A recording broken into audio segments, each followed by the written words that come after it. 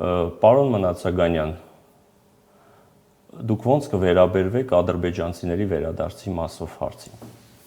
Ադրբեջան խոսույթին է վերաբերվում։ Խորհրդային միության ժամանակ Խորհրդային Հայաստանում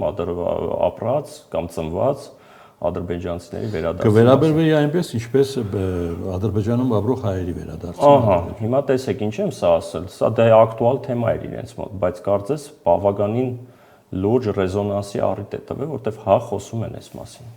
Ես որ ուսումնասիրում եմ իրենց պաշտոնական կամ պաշտոնամերձ մամուլը, բավականին մտահոգիչ հայտարարություններ են անում, որովհետև այդ ամեն ինչի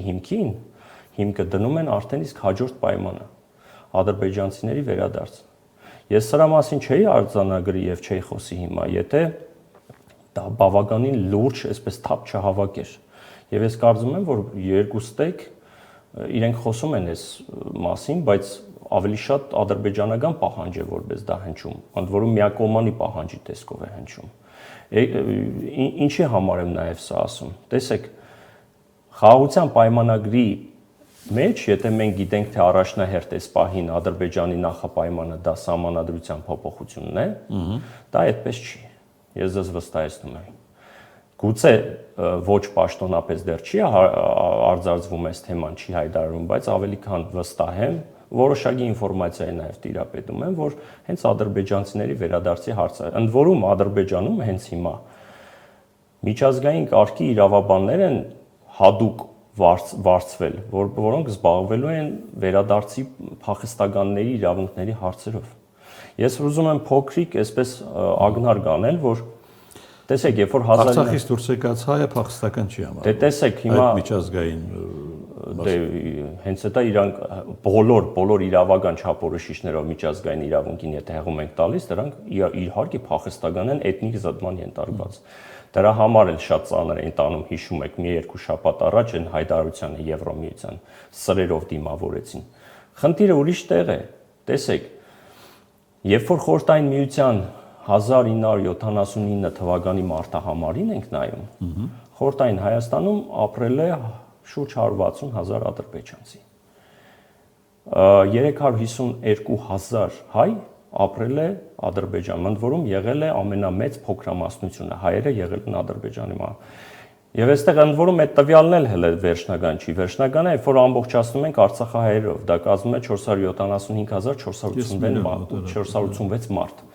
Եվ ինչի մասին է, հիմա տեսեք, միակողմանի մենք լսում ենք, որ վերադարձի պայմաններ պետք է բավարարեն, հա, իրենց գույքի վերադարձ, արժանապատի վերադարձ, չեն խոսում հակակշռել, չեն խոսում, եւ այստեղ է սա տարակուսան կարակ։ Հիմա դուք պատկերացնում եք մոտ հայկական կողմը վախի մթնոլորտն է, հաղթածի դիրքով նա իր հաջորդ պայմանն է հրամցնում միակողմանի ճնշման արդյունքում, սադրում է ընդ որում, հայկական կողմը մի քիչ մեղմ ասած как бы чего не вышло, հերթական խնդրեմը չառաջանա, կոնֆլիկտային իրավիճակ չստեղծենք, չխոսենք, ավելի լավ է այսպիսի խոսույթով հանդես գան։ Դե եկեք մենք փագենք,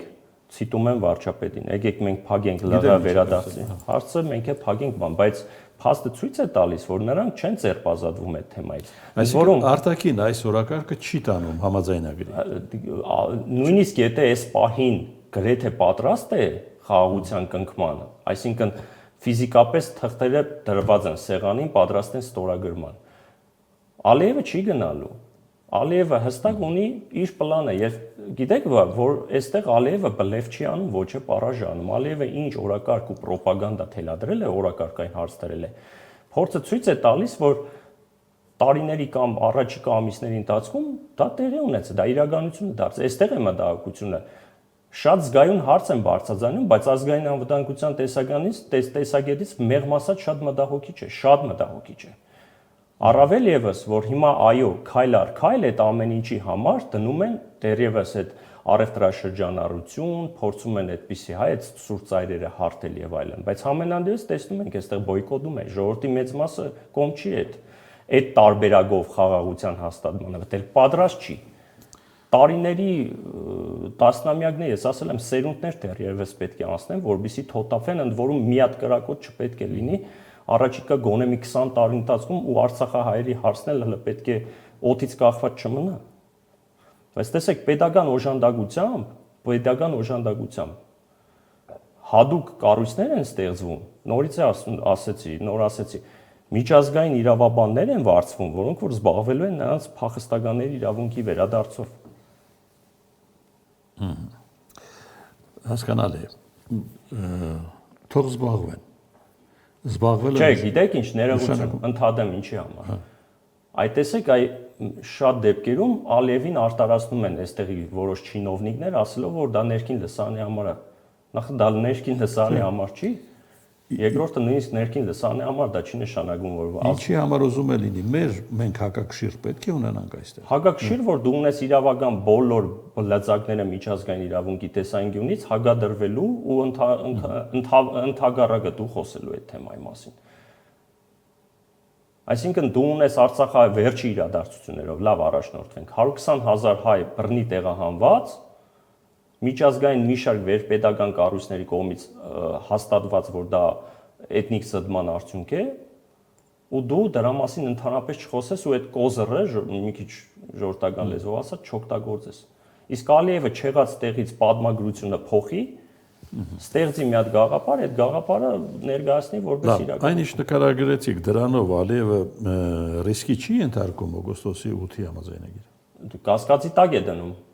Եթե ռիսկի չի ենթարկում, ինքը միշտ ալիբի գտնում է։ Ընդ որում կարողանում է այդ խնդրեմը ու process-ը այնպես գեներացնել, որ խնդրեմը ներկայացնի, որ հայկական կողմից է։ Այդ համաձայնագրում ձեր նկարագրածի մասին խոսք չկա։ Բայց այստեղ ուրիշ խնդիր կա։ Խնդիրը այն է, որ հիմա տեսեք այդ նույն պայմանագրի մեջ սահմանադրության մասին փոփոխության դրույթ էլ չկա։ Բայց Հայաստանը ստանձնել է այդ պարտավորությունը, վերցրել է իր վրա։ Հայաստանը պատրաստում է սահմանադրությունը փոխել, այդ մասին խոսել։ Դե դա էլ ուրիշ պատմություն է, թե ընդրությունները ուրիշ է, թե նույն պատմությունն է, կլինի փոփոխություն, չի լինի փոփոխություն, դա տևական process է եւ Սարերի հետևում չի, բայց եթե իրենց մոտ վերարտադրվելը ստացվի հաջորդ ընտրություններին։ Այսինքն հարաբերությունները մինչ այդ գտնվելու են այս արկախված վիճակում։ Կարող է տեղաշարժ տեսնենք այսպիսի սոցիալ-տնտեսական, առևտրաշրջանային ինչ որ հարաբերություններ լավագույն դեպքում իհարկե մինչև հիմա չի լուսաբանվում թե դելիմիտացիոն դեմարկացիոն աշխատանքները ինչ փուլում են, որտեղ են հասել, ինչպես են իրականացվում Չի խոսվում այդ մասին։ Հայտնի Կաբալայի հանդիպումից հետո մենակ լսում ենք, որ առևտրաշրջանությանն են սարք տալիս։ Հա, բայց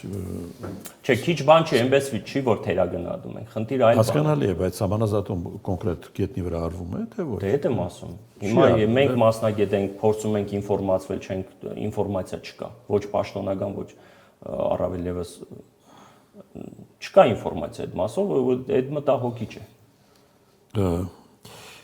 Ալիև-Պուտին հեռախոսազրույց է եղել, բայց այդ հեռախոսազրույցը հետաքրքիր է Սանկտ Պետերբուրգ մեկնելը մերժելու ֆոնին։ Ասում էր ծանրաբեռնված է գործերով։ Հիմա կարող է այդպես է, կարող է ոչ այդպես։ Ամենայն դեպս հեռախոսի մյուս կողմում մենք չենք գտնվել, որ լսենք տարած ինչ են խոսել։ Հեռախոսի մյուս կողմում Մերիբան Ալիևան է գտնվել։ Այո։ Լավ, դա իմիջիայլոց հայ-ռուսական, ռուս-ադրբեջանական հարաբերությունների տարբերությունը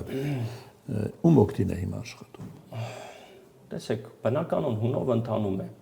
Ճգնաժամներ են լինում միջպետական հարաբերությունները, ոնց որ եղավ Ադրբեջան-Ռուսաստանի դաշնություն, այդ նույն թվում Հայաստանի հետ։ Պատժամիջոցներ հիշում եք քաղաքացիների հանդեպ ինչպիսի վերաբերմունք, ընդ որում ոչ միայն ադրբեջանցիների, այլ նաև Ռուսաստանում բնակվող հայերի։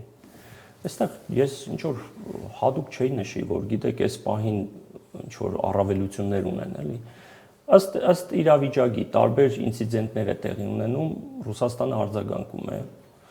Համենայնդեպս քաղաքական մթնոլորտը հանգիստ է։ Հանգիստ է, մեծ հաշվով ինչ որ տեկտոնական տեղաշարժեր չկան, բան չկա, ինչ որ լուրջ միջադեպեր չեն եղել։ Առևտրաշրջանառությունից ենք խոսում երեք, բավականին կոհեին։ Իհարկե թվերը փոխվել է Հայաստանի հետ, ներմուծումներ արտահանումների, բայց համենայնդեպս տեսնում ենք, որ ինչ որ սանկցիաների պես մի բան է կիրառվում շատ դեպքերում, երբ որ պետք է ինչ որ բան զսպել կամ ինչ որ քաղաքական աստար հաղորդել եւ Ադրբեջանին եւ Ռուսաստանին։ Հիմա դա արտաքին է։ Մեր ներքին օրակարգը ինչի մասին է դա։ Պատրաստվում ենք ընտրությունների, ազգովի տագովի։ Արդարացու ոչինչ չկա, ովքեր են մասնակցում, ինչու են մասնակցում, քաղաքական ուժեր են ձևավորվում, կոնֆիգուրացիաներ ենք տեսնում, ինչ որ ամենանդեպս հետկուլիսային պայմանավորվածություններ կա որոշ նոր ուժերի միջև թույլ տվեք չլուսաբանել, բայց կարծես ակտիվ մասնակցում են, որտեվ ընդամենը 5 ամիս բան է մնացել։ Բնականաբար արդեն յուրաքանչյուր ներածին չափով պետք է իր ներկայացվածությունը ապահովի ու այնպես ներկայացվի, որ հանրության քվեն ստանա, աշխատանք են տանում ամեն մեկը յուրովի։ Իշխանություն եկեղեցի հակադրությունը ներքին օրակարգ է, թե։ Եվ դրսի կոմպոնենտը կա, բայց հիմնականում ընդ որում դա վերահսկելի է, թեպետ դրսից կա ինչ-որ բաներ, բայց դա ներքին խնդիր է ու ես կարծում եմ, որ այստեղ լուծվող հարց է, բայց միշտ ասել եմ, որ այն ինչ որ անում են այս իշխանությունները, առաջի տպավորություն է, եթե նույնիսկ հիմա չփաստարկեմ էլ որոշ դրվագներ, դա թուրք-ադրբեջանական տանդեմի մինիմում ցանկությունն է, որը իրականացվում է, որովհետև դա միակ ինստիտուտն է, որը որ հայ ինքնության համար պայքարող այն կառույցն է, որը ինքնաբավ է ու առանձին է, սահմանադրության, որը կարծես թուրք-ադրբեջանական տանդեմին չի բավարարում հասկանալի պատճառներով։ Եվ այստեղ դա ներքին հարց խնդիր ստեղծելով հասկանում ենք, չէ, որ խնդիրը Թուրքիան եւ Ադրբեջանին մեր եկեղեցին հետաքրքրում է, ինչպեսին հետաքրքրում է այնքանով, որպես կառույց, որը միակ կառույցն է, որ Ես գիտեի, պետք է հետաքրքրի մենք ինչպեսի բանակ ենք ուզում ունենալ։ Չի ասի, այդ հարցը կարծես իրանց համար լուծված է, Հայաստանի բանակը որպես այդպեսին անվտանգության տեսանկյունից իրենց համար խնդիր խոչընդոտ չի։ Այսօր խոչընդոտ չի։ Դե